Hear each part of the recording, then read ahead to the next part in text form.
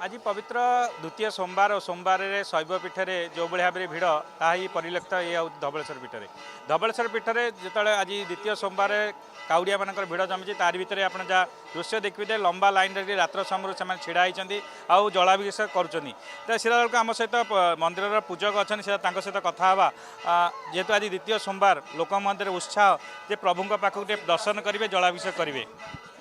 जय बाबा धवलेश्वर आज हूँ श्रावण मासर द्वितीय सोमवार कहीं ये जो पीठटी हूँ चारिपटे महानदी भूगर्भ में विराजमान कर जो टापू उपर प्रभु धवलेश्वर से डाकिले ओ कोला ठाकुर कला वृषभ धल होकर नामकरण बाबा धवलेश्वर यही श्रावण मासर श्रद्धा भक्तटे चाह बसी थाए श्रावण सोमवार पड़ो बाबा मस्तक उपर लंगल पादरे निज निजर ग्रामर पुष्करणी नदी झरणार पानी आनी प्रभु मस्तकर जलार्पण गोटे सौभाग्यर कथा तेणु बाबा ये जो धारा श्रावण मसरे जो भक्तटे बाबा मस्तक उपर जलाभिषेक करे कोटि जन्मर पुण्य फल मिलता है बाबा पाखे मानसिक रखु प्रभु धवलेश्वर समस्त मंगल करेंगे। जय बाबा धवलेश्वर